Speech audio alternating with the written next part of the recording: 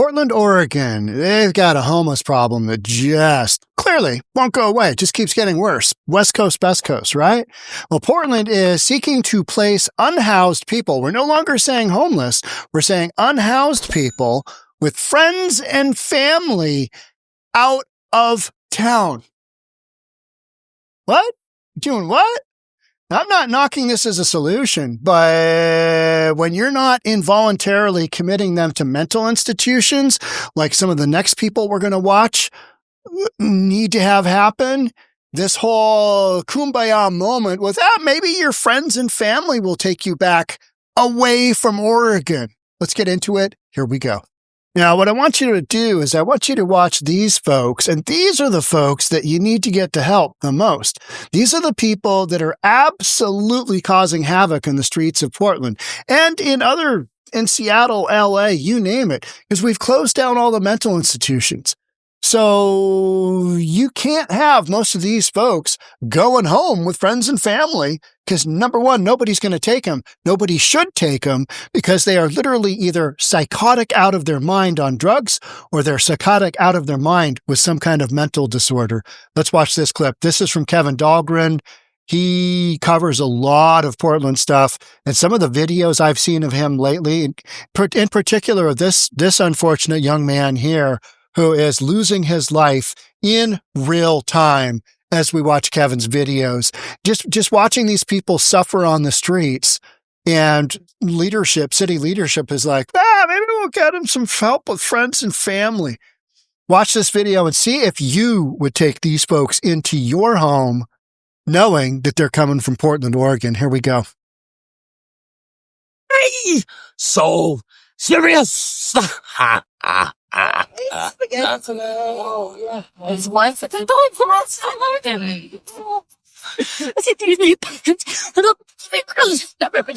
Never been touched like me.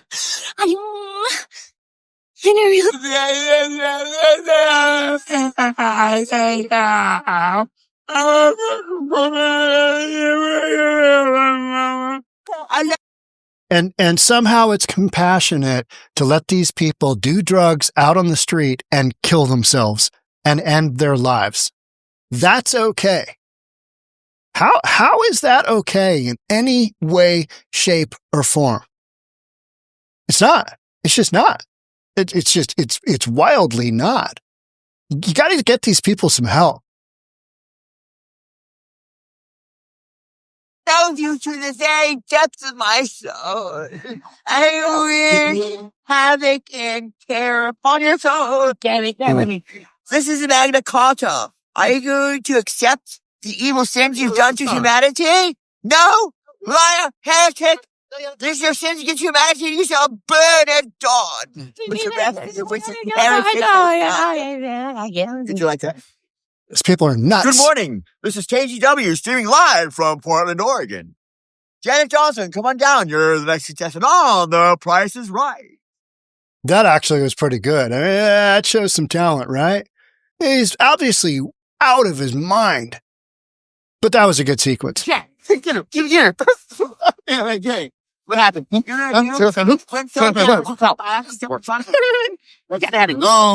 hey, Janet. I do it. You the cake. Oh, no. It's Janet. Where you at? It's Janet.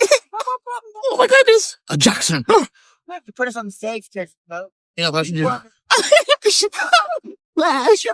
Oh, it's that one fun ass, fucking TV show. Oh, when the band stops. Okay, when the band stops, I got on top. Who else? What? Somebody, those stations. Should have put it anywhere, buggy. Those are the folks you need taken off the street because those are the ones that are crapping everywhere. They're scaring people. They're scaring away business. They don't belong on the streets. They need help. And city leadership, because you've got this city leadership that kowtows to the far left who says we allow people to make their own decisions when they get help, when they get treatment. And that's none of these people would be able to voluntarily commit themselves to getting help. These people are all absolutely whacked out of their gourd, whether on drugs or just from their own mental issues. And oftentimes with meth, you can't really tell the difference between like a bipolar episode and somebody just really doing a bunch of meth and getting after it. You just can't tell. But Portland, Oregon, hey, here's what we're going to do. We're going to send them home with friends and family and hope it works out. None of the people we just saw should be sent home with friends and family. Absolutely not. No way. And those are the people. Portland's got 6,000, 7,000 homeless folks, something like that. I mean, no wonder you got issues, right? Portland Mayor Keith Wilson's central campaign promise was to end unsheltered homelessness in the city by 2026. Creating hundreds of new shelter beds is at the heart of that strategy. But another effort involves reuniting unhoused people with family members or other loved ones outside of Portland, away from Portland, away. Do your shenanigans elsewhere. Get the F out of here. Do them elsewhere. We're not saying, get the F out of here. But if Portland streets were cleaned up, they might, right? They might. Now, one of the instances that we can look at is Steve Irwin, the dude that's been in and out of jail 100 times. He stole an excavator. He started excavating in a city park, Dr. Jose Rizal Park. He was mining, open pit mining for gold, open pit mining for diamonds, came up with some pebbles. I interviewed him. We talked about it, but his family had not seen him for like 5 years. They didn't know if he was alive. They had no idea. And the mom, Steve Irwin's mom, said, "Hey, I'm watching my kid, Steve, on this guy's live stream." We were live streaming it. I think I was live streaming it. And Jeremy Harris was there and Andrea Suarez was there. And the mom reached out to, I can't remember if it was Jeremy or Andrea, reached out to one of them. And the mom basically said, yeah, till that dude gets clean, we don't want him back. Ixnay on him coming back, nay. Just no go. Sometimes you can get family and friends to bring people back. Oftentimes, and most often, these families have rejected their family members because they're whacked out of their mind on gourds, and they're not social workers. They're not doctors. They're not emergency room nurses that can get these people. They're not psychiatric nurses. They're not psychiatric doctors that can get these people the help that they need. But instead, let's just try and reunite them with the unhoused with their family members, and it should work out fine. Individuals can opt into the program or be referred by a friend, service provider, or other third party. Opt in. Yeah, I'd like to just go home now. Thanks. Appreciate that. That does happen every now and then, but it's an exception versus the rule. And you are not going to solve homelessness based on this lipstick of a prayer that, hey, maybe they all just leave voluntarily. Outreach workers then connect with the person's family or friends and arrange transportation to the new community. The people coming to Portland that are doing a lot of drugs, they're coming there because they want to. They don't want to go home. Drugs are illegal where they come from. They don't get handouts. They don't get EBT cards. They don't get housing. They don't get tents. They don't get blankets. They don't get left alone. Mayor has said that his goal is to resettle 14 people per week starting December 1st, with a total of 700 reunifications in 2026. All right, that would be ideal. That I think you've got a handful that'll go home right off the bat. A handful, you reach out to them, just a handful. But the other 6,995 are going to just want to stay in Portland and do drugs because that's what they do. That's what they do. That's why they came to Portland. Build it and they will come. And they've come there and you've enabled them to live their lifestyle like these absolutely crazy people like the Joker dude, right? And he has really gone downhill since that video was shot. And he's not that old of a guy, but drugs have really taken a toll on him. Skylar Brocker-Knapp oversees this effort as the director of Portland Solutions, city office that manages homeless services. She recently joined OPB's Think Out Loud to talk about how the program is working. Where did the idea of reunification come from? It's a best practice around the country and actually something that's been done for decades. How is that working out on the West Coast where homelessness is skyrocketing. No, not that well. It doesn't really work because you're going to have to involuntarily put these people into treatment and voluntarily put them into some kind of psychiatric care, probably for the rest of their days. And nobody wants to do that. Nobody wants to take the tough love approach and make that happen. And that's why you've got just a bunch of homeless lunatics on drugs running around Portland, because leadership won't have, they just won't step in and go down that road, because they would be thrown out of Portland so quickly by the far left.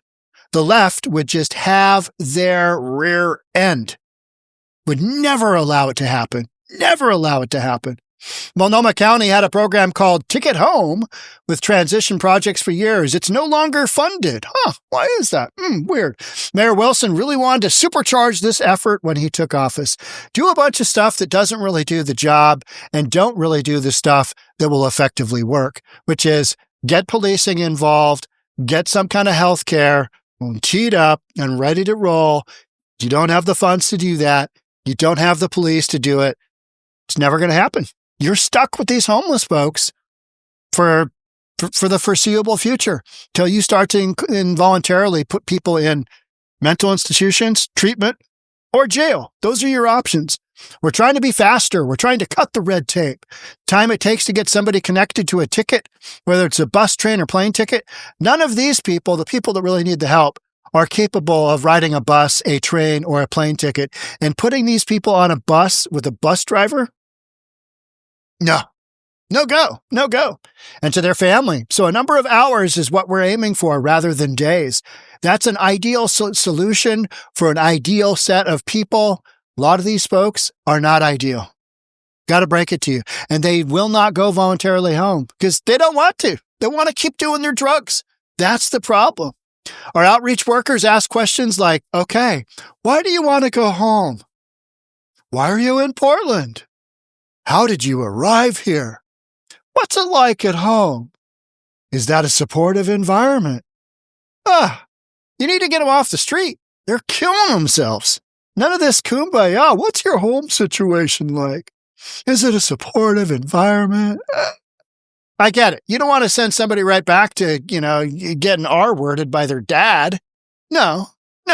But the folks that we're talking about, that both Seattle, Portland, San Fran, LA really needs to get off the streets, those are the crazy ones. Those are the wildly whacked out on drugs. And this doesn't address that at all. This is just one of those, hey, it's pretty easy. Give them a bus ride. Out you go. Has to be voluntary, see? And not everybody's right for this program. So it really has to fit those three different criteria. People have to not have a warrant for a felony or anything like that. Okay, yeah, that takes about half your crowd out of there. So there really have to be some checks to make sure that the person can actually go home safely and securely. Okay, all right. Yeah, I'll pay to see that happen. How's this going to go, do you think, with the Joker here just getting on this bus? Which bus stop do you think between now and, Iowa will this guy get off on? Yeah. Right? And then he just absolutely prowls his next community. Our research team has their numbers. They have our numbers. So we do make sure that they've had the warm handout, that they've got there safely, and we can have continued conversations. We don't mandate it with our team just because of the workload of that. We've reunited so far 127 people through this program. All right, 127 people. Again, you've got 6,850, whatever that number comes out to, right? 73. Is that right? I think that's right. How about the other 6,000 that are on drugs, that are robbing from the community? And how do we know they're robbing from the community? Portland, Oregon has the highest property crime, only second to Memphis, Tennessee, where President Trump has already sent the troops in, right? Sent the National Guard in. You know why? Because the mayor of Memphis said, and the governor, I think, said, we could use some help. We could use a little bit of help here. Memphis got some crime issues, right? Portland, Oregon, Same thing. You need the National Guard to go in and do whatever they can to assist, because this is an absolute you-know-what show. And it's not going to get better. And it's not going to get better because these people are suffering from issues that a bus ride home ain't going to help, ain't going to solve. You are assuming that people are of rational mind and they don't want to live in a homeless encampment underneath a bridge down by the river in Portland. But that's where the disconnect happens, because these people do want to do that. They do want to do that. They just want to keep doing drugs, and they're doing it, and they're killing themselves in record numbers. And how's that working out? Perfect. But let's go ahead and do this other plan. Gives them a bus ride home. Puts them on the train. Yeah.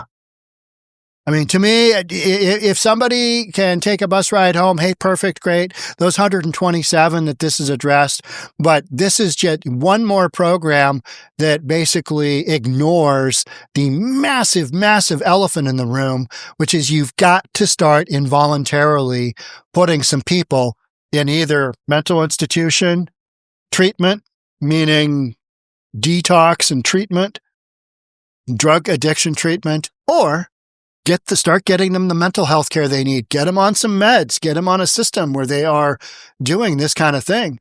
And it's got to be based on them trying to get sober. You can't have any of this no barrier, low barrier nonsense, because we know it just doesn't work. You got to get people some help, and you got to keep pushing them towards getting some help, because unless they get to that point, never going to happen. And you're going to end up like the dude that we saw, just sitting squatted on the sidewalk, pretending he's the Joker, scaring the bejesus out of little kids going by. Can you imagine being like 6, 7 years old, holding your dad's hand, holding your mom's hand, and you walk by that guy and he does a face at you? You know what I mean? I mean, good Lord, those are things nightmares are made of. Remember that time you took me downtown and the Joker guy kind of got up and I thought he was going to chase after me? And you said I was imagining it? Well, yeah, I'm 24 now and I got to go to treatment for that one session. Crazy stuff. Now, this is, the homeless issues are workable. You know how we know that? Because we've got cities in counties in states that don't have homeless issues that handle things wildly different. Do what they do. Don't do what Portland does. Don't do what Seattle does. Don't do what San Fran does. Don't do what Philadelphia has done. Man, Philadelphia just had a massive, massive drug bust in Kensington. And they took down basically an entire drug culture there. Kensington, just an absolute train wreck of humanity. Another one. So don't do what Philadelphia does. Do what the other cities do, where they have tough love and they get people the help they need. Otherwise, they go to jail, which oftentimes jail is housing. Jail is housing. So when people say, we need more housing, a little stint in jail, I mean, roll the dice. Is that better or worse than what they're doing out on the streets of Portland? You tell me. You tell me after watching the Joker there. All right. That's it for me on this one. Thanks so much for being here. Love to have you subscribe, and I'll see you in the next episode. Bye for now.